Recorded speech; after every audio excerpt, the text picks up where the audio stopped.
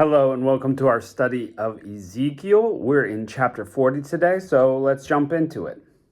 In the 25th year of our captivity, in the beginning of the year, in the 10th day of the month, in the 14th year after the city was struck, in the same day Yahweh's hand was on me, and he brought me there. In the visions of God, he brought me into the land of Israel and set me down on a very high mountain, on which was something like the frame of a city to the south. He brought me there, and behold, there was a man whose appearance was like the appearance of bronze, with a line of flax in his hand and a measuring reed, and he stood in the gate. The man said to me, Son of man, see with your eyes, hear with your ears, and set your heart on all I will show you, for you have been brought here that I may show them to you.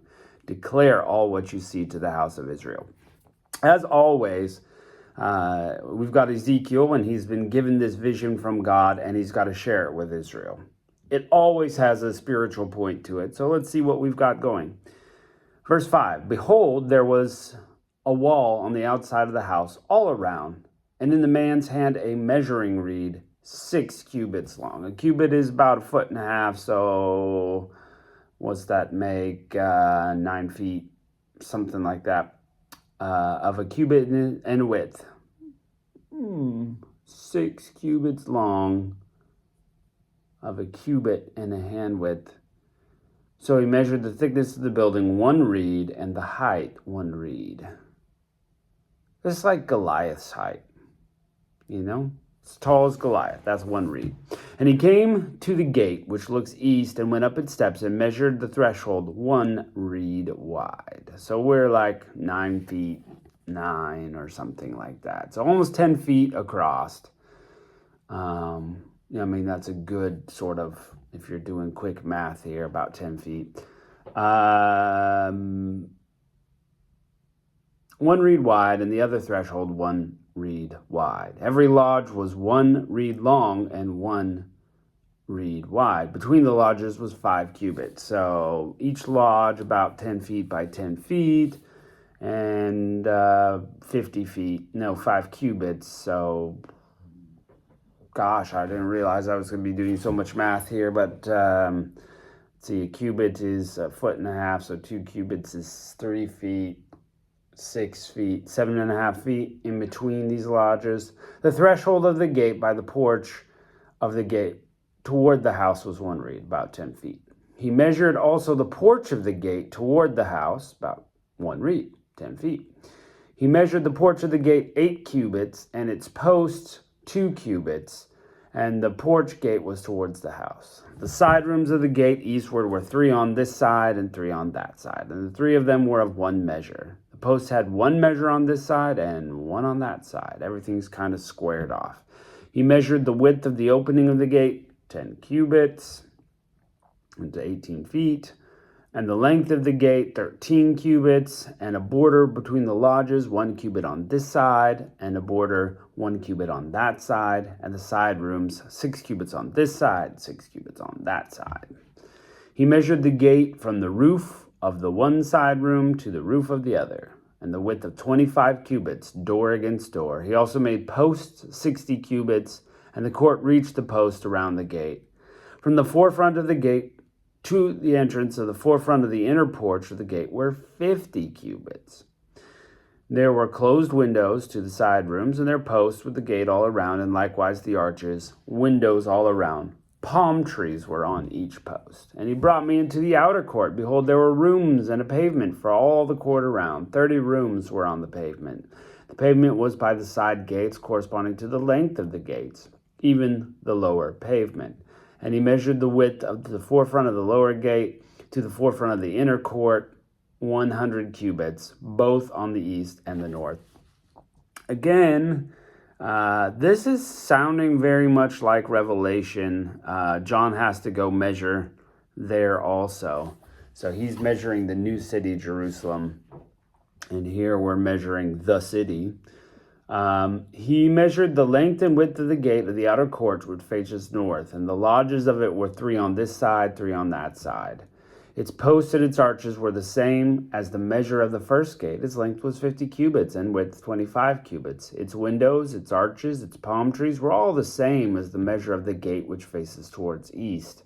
They went up to it by 7 steps. Its arches were before them. There was a gate to the inner court facing the other gate on the north and on the east. He measured 100 cubits from gate to gate, 180 feet between gates.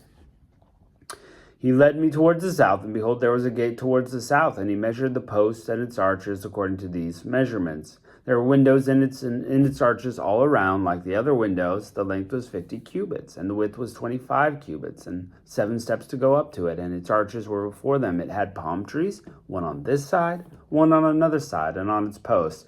And there was a gate to the inner court towards the south. He measured 100 cubits from gate to gate toward the south. He brought me to the inner court by the south gate. He measured the south gate according to these measurements, with its lodges, its posts, its arches. According to these measurements, there were windows in it and its arches all around, and it was 50 cubits long and 25 cubits wide. There were arches all around, 25 cubits long and 50 cubits wide. Its arches were towards the outer court. Palm trees were on its posts, and its ascent had 8 steps. You get this square city, and all the measurements are perfect, and they're just so. He brought me to the inner court towards the east. He measured the gate according to the measurements, with its lodges, its posts, and its arches, according to all the measurements. There were windows in it, and its arches all around, 50 cubits long, 25 cubits wide. Its arches were toward the outer court. Palm trees were on its posts, and on this side and on that side. The ascent had 8 steps. He brought me to the north gate and measured it according to these measurements, its lodges, its posts, and its arches. There were windows in it all around. The length was 50 cubits and the width 25 cubits, and the posts were towards the outer court. Palm trees were on its posts, on this side and that side, and the ascent had 8 steps. So again, very square, very much matching all around here. A room with its door at its posts at the gates. They washed the burnt offering there. In the porch of the gate were 2 tables on this side and 2 tables on that side, on which to kill the burnt offering, the sin offering, and the trespass offering. On the one side outside, as one goes up to the entry gate towards the north, there were 2 tables. And on the other side, which belonged to the porch of the gate, were 2 tables. 4 tables were on this side, 4 tables on that side, by the side of the gate. 8 tables on which they killed the sacrifices. There were 4 cut stone tables for the burnt offering, 1.5 cubits long, 1.5 cubits wide, and 1 cubit high. They laid the instruments with which they killed the burnt offering and the sacrifices on them. The hooks, 1 handwidth long, were fastened all around. The meat of the offering was on the tables. Outside the inner gates were rooms for the singers in the inner court, which was at the side of the north gate. They faced towards the south. One at one side of the east gate faced north, and he said, "This room which faces towards the south is for priests who perform the duty of the house. The room which faces towards the north is for priests who perform the duty of the altar. These are the sons of Zadok, who from among the sons of Levi come near to Yahweh to minister to him."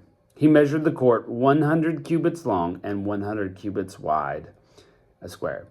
The altar was before the house. And he brought me to the porch of the house, and he measured each post of the porch, 5 cubits on this side, 5 cubits on that side. The width of the gate was 3 cubits, and on this side, and 3 cubits on that side. The length of the porch was 20 cubits, and width 11 cubits. Even by the steps which they went out to it were the pillars by the post, one on this side and another on that side. So this is a setup. I don't mean in a nefarious way, but this chapter has given us all these measurements, and it's for a reason, and we're going to find that reason. It's going to be a message to Israel, as is the case, but this is perhaps going to be a long setup, and we've measured these, and God always has a reason. He always has a reason. And as we go through these last chapters of the book of Ezekiel, we get this long explanation of this house, this temple, and what it should look like and what should be happening. So we're digging into it, and looking to see what God is going to teach us through this, and we'll look forward to seeing how that goes. Thanks for joining us on this journey through Ezekiel, one of the great prophetic books. I mean, they're all great, but I've enjoyed this one a lot. So thanks for joining us, and we'll see you next time.